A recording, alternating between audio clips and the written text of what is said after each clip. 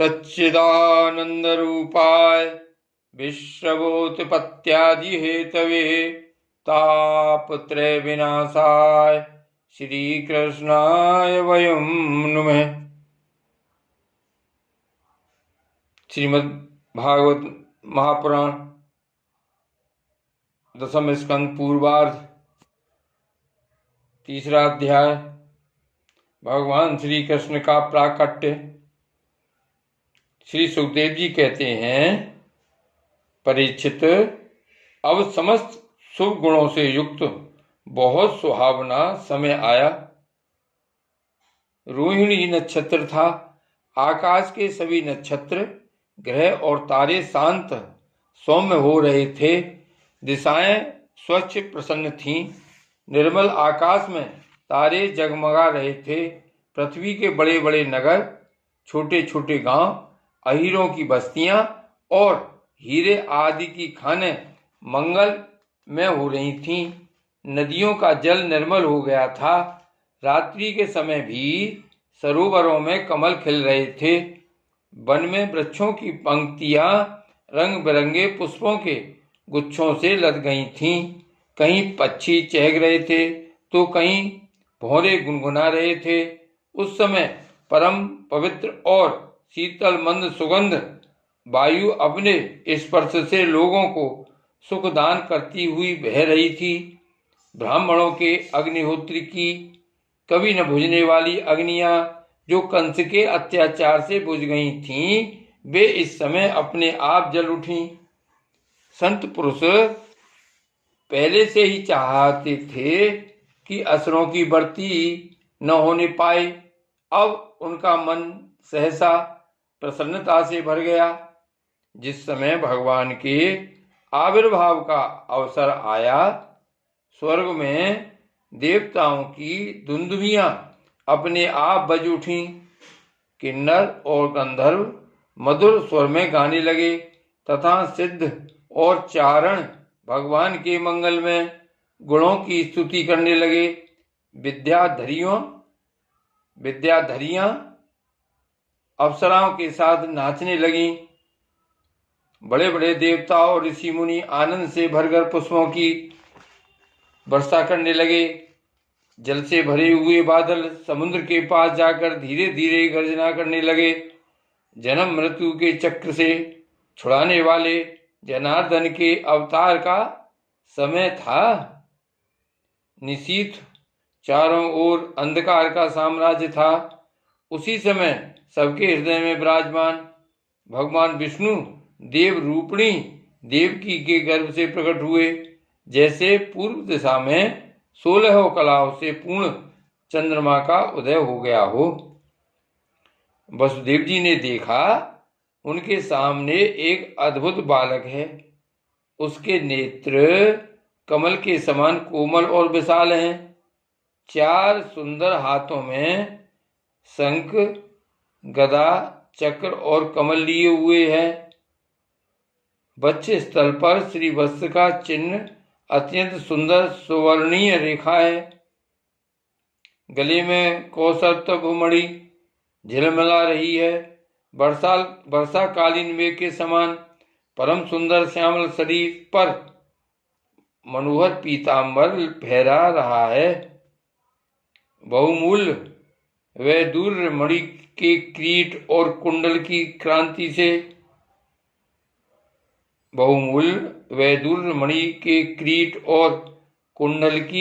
से सुंदर सुंदर घुंघराले बाल सूर्य की किरणों के समान चमक रहे हैं। कमर में चमचमाती करदनी की लड़ियां लटक रही हैं। बाहों में बाजूबंद और कलाइयों में कंकण शोभायमान हो रहे हैं। इन सब आभूषणों से सुशोभित बालक के अंग अंग से अनोखी छटा छटक रही है। जब वसुदेव जी ने देखा कि मेरे पुत्र के रूप में तो स्वयं भगवान ही आए हैं, तब पहले तो उन्हें असीम आश्चर्य हुआ, फिर आनंद से उनकी आंखें खिल उठीं। उनका रोम रोम परमानंद में मग्न हो गया। श्री कृष्ण का जन्मोत्सव मनाने की उतावली में उन्होंने उसी समय ब्राह्मणों के लिए 10,000 गायों का संकल्प कर दिया। परीक्षित, भगवान श्री कृष्ण अपनी अंग कांति से सूतकाग्रह को जगमगा परीक्षित भगवान श्री कृष्ण अपनी अंग कांति से सूतकाग्रह को जगमग कर रहे थे। जब वसुदेव जी को यह निश्चय हो गया कि ये तो परम पुरुष परमात्मा ही हैं, तब भगवान का प्रभाव जान लेने से उनका सारा भय जाता रहा। अपनी बुद्धि स्थिर करके उन्होंने भगवान के चरणों में अपना सिर झुका दिया और फिर हाथ जोड़कर वे उनकी स्तुति करने लगे। वसुदेव जी ने कहा, मैं समझ गया कि आप प्रकृति से अतीत साक्षात पुरुषोत्तम हैं। आपका स्वरूप है केवल अनुभव और केवल आनंद। आप समस्त बुद्धियों के एकमात्र साक्षी हैं। आप ही सर्ग के आदि में अपनी प्रकृति से इस त्रुलमयी जगत की सृष्टि करते हैं, फिर उसमें प्रविष्ट न होने पर भी आप प्रविष्टि के समान जान पड़ते हैं। जैसे जब तक महतत्व आदि कारण तत्व पृथक पृथक रहते हैं, तब तक उनकी शक्ति भी पृथक पृथक होती है। जब वे इंद्रियादि 16 विकारों के साथ मिलते हैं, तभी इस ब्रह्मांड की रचना करते हैं और इसे उत्पन्न करके इसी में अनुप्रविष्ट से जान पड़ते हैं। परंतु सच्ची बात तो यह है कि वे किसी भी पदार्थ में प्रवेश नहीं करते। ऐसा होने का कारण यह है कि उनसे बनी हुई जो भी वस्तु है उसमें वे पहले से ही विद्यमान रहते हैं। ठीक वैसे ही बुद्धि के द्वारा केवल गुणों के लक्षणों का ही अनुमान किया जाता है और इंद्रियों के द्वारा केवल गुणमय विषयों का ही ग्रहण होता है। यद्यपि आप उनमें रहते हैं, फिर भी उन गुणों के ग्रहण से आपका ग्रहण नहीं होता। इसका कारण यह है कि आप सब कुछ हैं, सबके अंतर्यामी हैं और परमार्थ सत्य आत्म स्वरूप हैं। गुणों का आवरण आपको ढक नहीं सकता, इसलिए आप में न बाहर है न भीतर। फिर आप किसमें प्रवेश करेंगे? इसलिए प्रवेश न करने पर भी आप प्रवेश किए हुए के समान दिखते हैं। जो अपने इन दृश्य गुणों को अपने से पृथक मानकर सत्य समझता है वह अज्ञानी है, क्योंकि विचार करने पर ये देह गेह आदि पदार्थ वाग विलास के सिवा और कुछ नहीं सिद्ध होते। विचार के द्वारा जिस वस्तु का अस्तित्व सिद्ध नहीं होता, बल्कि जो बाधित हो जाती है, उसको सत्य मानने वाला पुरुष बुद्धिमान कैसे हो सकता है? प्रभु कहते हैं कि आप स्वयं समस्त क्रियाओं, गुणों और विकारों से रहित हैं, फिर भी इस जगत की सृष्टि, स्थिति और प्रलय आपसे ही होते हैं। यह बात परम ऐश्वर्यशाली परब्रह्म परमात्मा आपके लिए असंगत नहीं है, क्योंकि तीनों गुणों के आश्रय आप ही हैं। इसलिए उन गुणों के कार्य आदि का आप में ही आरोप किया जाता है। आप ही तीनों लोकों की रक्षा करने के लिए अपनी माया से सत्व में शुक्ल वर्ण पोषणकारी विष्णु रूप धारण करते हैं। उत्पत्ति के लिए रजह प्रधान रक्त वर्ण सृजनकारी ब्रह्मा रूप और प्रलय के समय तमो गुण प्रधान कृष्ण वर्ण संहारकारी रुद्र रूप स्वीकार करते हैं। प्रभु, आप सर्वशक्तिमान और सबके स्वामी हैं। इस संसार की रक्षा के लिए ही आपने मेरे घर अवतार लिया है। आजकल कोटि कोटि असुर सेनापतियों ने राजा का नाम धारण कर रखा है और अपने अधीन बड़ी बड़ी सेनाएं कर रखी हैं। आप उन सबका संहार करेंगे। देवताओं के भी आराध्य देव प्रभु, यह कंस बड़ा दुष्ट है। इसे जब मालूम हुआ कि आपका अवतार हमारे घर होने वाला है, तब उसने आपके भय से आपके बड़े भाइयों को मार डाला। अभी उसके दूत आपके अवतार का समाचार उसे सुनाएंगे और वह अभी अभी हाथ में शस्त्र लेकर दौड़ा आएगा। श्री सुखदेव जी कहते हैं, परीक्षित, इधर देवकी ने देखा कि मेरे पुत्र में तो पुरुषोत्तम भगवान के सभी लक्षण मौजूद हैं। पहले तो उन्हें कंस से कुछ भय मालूम हुआ, परंतु फिर वे बड़े पवित्र भाव से मुस्कुराती हुई स्तुति करने लगी। माता देवकी ने कहा, प्रभु, वेदों ने आपके जिस रूप को अव्यक्त और सबका कारण बतलाया है, जो ब्रह्म ज्योति स्वरूप, समस्त गुणों से रहित और विकारहीन है, जिसे विशेषण रहित, अनिर्वचनीय, निष्क्रिय एवं केवल विशुद्ध सत्ता के रूप में कहा गया है, वही बुद्धि आदि के प्रकाशक विष्णु आप स्वयं हैं। जिस समय आप ब्रह्मा की पूरी आयु 2 परार्ध समाप्त हो जाते हैं, जिस समय ब्रह्मा की पूरी आयु 2 परार्ध समाप्त हो जाते हैं, काल शक्ति के प्रभाव से सारे लोक नष्ट हो जाते हैं, पंच महाभूत अहंकार में, अहंकार महतत्व में और महतत्व प्रकृति में लीन हो जाता है, उस समय एकमात्र आप ही शेष रह जाते हैं। इसी से आपका एक नाम शेष भी है। प्रकृति के एकमात्र सहायक प्रभु, निमेष से लेकर वर्ष पर्यंत अनेक विभागों में विभक्त जो काल है, जिसकी चेष्टा से यह संपूर्ण विश्व सचेष्ट हो रहा है और जिसकी कोई सीमा नहीं है, वह आपकी लीला मात्र है। आप सर्वशक्तिमान और परम कल्याण के आश्रय हैं। मैं आपकी शरण लेती हूँ प्रभु। यह जीव मृत्युग्रस्त हो रहा है। यह मृत्यु रूप कराल व्याल से भयभीत होकर संपूर्ण लोकांतरों में भटकता रहा है, परंतु इसे कभी कहीं भी ऐसा स्थान न मिल सका जहां यह निर्भय होकर रहे। आज बड़े सौभाग्य से इसे आपके चरणार बिंदों की शरण मिल गई, अतः अब यह स्वस्थ होकर सुख की नींद सो रहा है। औरों की तो बात ही क्या, स्वयं मृत्यु भी इससे भयभीत होकर भाग गई है। प्रभु, आप हैं भक्त व्यहारी और हम लोग इस दुष्ट कंस से बहुत ही भयभीत हैं, अतः आप हमारी रक्षा कीजिए। आपका यह चतुर्भुज दिव्य रूप ध्यान की वस्तु है।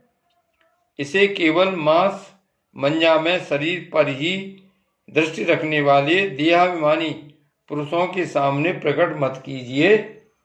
मधुसूदन, इस पापी कंस को यह बात मालूम न हो कि आपका जन्म मेरे गर्भ से हुआ है। मेरा धैर्य टूट रहा है। आपके लिए मैं कंस से बहुत डर रही हूँ। विश्वात्मन, आपका यह रूप अलौकिक है। आप शंख चक्र गदा और कमल की शोभा से युक्त अपना यह चतुर्भुज रूप छिपा लीजिए। प्रलय के समय आप इस संपूर्ण विश्व को अपने शरीर में वैसे ही स्वाभाविक रूप से धारण करते हैं जैसे कोई मनुष्य अपने शरीर में रहने वाले छिद्र रूप आकाश को। वही परम पुरुष परमात्मा आप मेरे गर्भवासी हुए। यह आपकी अद्भुत मनुष्य लीला नहीं तो और क्या है। श्री भगवान ने कहा, देवी, स्वयं भू मनवंतर में जब तुम्हारा पहला जन्म हुआ था, उस समय तुम्हारा नाम था प्रश्न, और ये वसुदेव सुतपा नाम के प्रजापति थे। तुम दोनों के हृदय बड़े ही शुद्ध थे। जब ब्रह्मा जी ने तुम दोनों को संतान उत्पन्न करने की आज्ञा दी, तब तुम लोगों ने इंद्रियों का दमन करके उत्कृष्ट तपस्या की। तुम दोनों ने वर्षा, वायु, घाम, शीत, उष्ण आदि काल के विभिन्न गुणों का सहन किया और प्राणायाम के द्वारा अपने मन के मल को धो डाले। तुम दोनों कभी सूखे पत्ते खा लेते और कभी हवा पीकर ही रह जाते। तुम्हारा चित्त बड़ा शांत था। इस प्रकार तुम लोगों ने मुझसे अभीष्ट वस्तु प्राप्त करने की इच्छा से मेरी आराधना की। मुझ में चित्त लगाकर ऐसा परम दुष्कर और घोर तप करते करते देवताओं के 12,000 वर्ष बीत गए। पूर्णमयी देवी, उस समय मैं तुम दोनों पर प्रसन्न हुआ, क्योंकि तुम दोनों ने तपस्या, श्रद्धा और प्रेममयी भक्ति से अपने हृदय में नित्य निरंतर मेरी भावना की थी। उस समय तुम दोनों की अभिलाषा पूर्ण करने के लिए वर देने वालों का राजा मैं इसी रूप से तुम्हारे सामने प्रकट हुआ। जब मैंने कहा कि तुम्हारी जो इच्छा हो मुझसे मांग लो, तब तुम दोनों ने मेरे जैसा पुत्र मांगा। उस समय तक विषय भोगों से तुम लोगों का कोई संबंध नहीं हुआ था। तुम्हारे कोई संतान भी न थी, इसलिए मेरी माया से मोहित होकर तुम दोनों ने मुझसे मोक्ष नहीं मांगा। तुम्हें मेरे जैसा पुत्र होने का वर प्राप्त हो गया और मैं वहां से चला गया। अब सफल मनोरथ होकर तुम लोग विषयों का भोग करने लगे। मैंने देखा कि संसार में शील स्वभाव, उदारता तथा अन्य गुणों में मेरे जैसा दूसरा कोई नहीं है। इसलिए मैं ही तुम दोनों का पुत्र हुआ और उस समय मैं प्रश्निगर्भ के नाम से विख्यात हुआ। फिर दूसरे जन्म में तुम हुई अदिति और वसुदेव हुए कश्यप। उस समय भी मैं तुम्हारा पुत्र हुआ। मेरा नाम था उपेंद्र। शरीर छोटा होने के कारण लोग मुझे वामन भी कहते थे। सती देवी, तुम्हारे इस तीसरे जन्म में भी मैं उसी रूप से फिर तुम्हारा पुत्र हुआ हूँ। मेरी वाणी सर्वदा सत्य होती है। मैंने तुम्हें अपना यह रूप इसलिए दिखला दिया है कि तुम्हें मेरे पूर्व अवतारों का स्मरण हो जाए। यदि मैं ऐसा नहीं करता तो केवल मनुष्य शरीर से मेरे अवतार की पहचान नहीं हो पाती। तुम दोनों मेरे प्रति पुत्र भाव तथा निरंतर ब्रह्म भाव रखना। इस प्रकार वात्सल्य, स्नेह और चिंतन के द्वारा तुम्हें मेरे परम पद की प्राप्ति होगी। श्री सुखदेव जी कहते हैं, भगवान इतना कहकर चुप हो गए। अब उन्होंने अपनी योग माया से पिता माता के देखते देखते तुरंत एक साधारण शिशु का रूप धारण कर लिया। तब वसुदेव जी ने भगवान की प्रेरणा से अपने पुत्र को लेकर सूत का गृह से बाहर निकलने की इच्छा की। उसी समय नंद पत्नी यशोदा के गर्भ से उस योग माया का जन्म हुआ, जो भगवान की शक्ति होने के कारण उनके समान ही जन्म रहित है। उसी योग माया ने द्वारपाल और पुरवासियों की समस्त इंद्रिय वृत्तियों की चेतना हल ली। वे सब के सब अचेत होकर सो गए। बंदी गृह के सभी दरवाजे बंद थे। उनमें बड़े बड़े किवाड़, लोहे की जंजीरें और ताले जड़े हुए थे। उनके बाहर जाना बड़ा ही कठिन था। परंतु वसुदेव जी भगवान श्री कृष्ण को गोद में लेकर ज्यों ही उनके निकट पहुंचे, त्यों ही वे सब दरवाजे आप से आप खुल गए। ठीक वैसे ही जैसे सूर्य उदय होते ही अंधकार दूर हो जाता है। उस समय बादल धीरे धीरे गरज कर जल की फुहारें छोड़ रहे थे।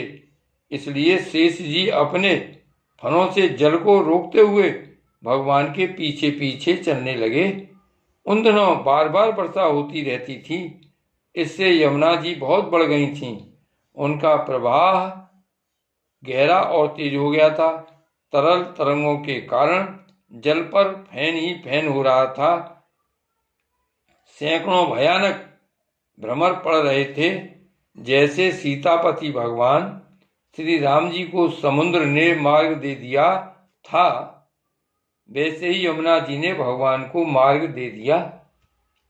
वसुदेव जी ने नंद बाबा के गोकुल में जाकर देखा कि सब के सब गोप नींद से अचेत पड़े हुए हैं। उन्होंने अपने पुत्र को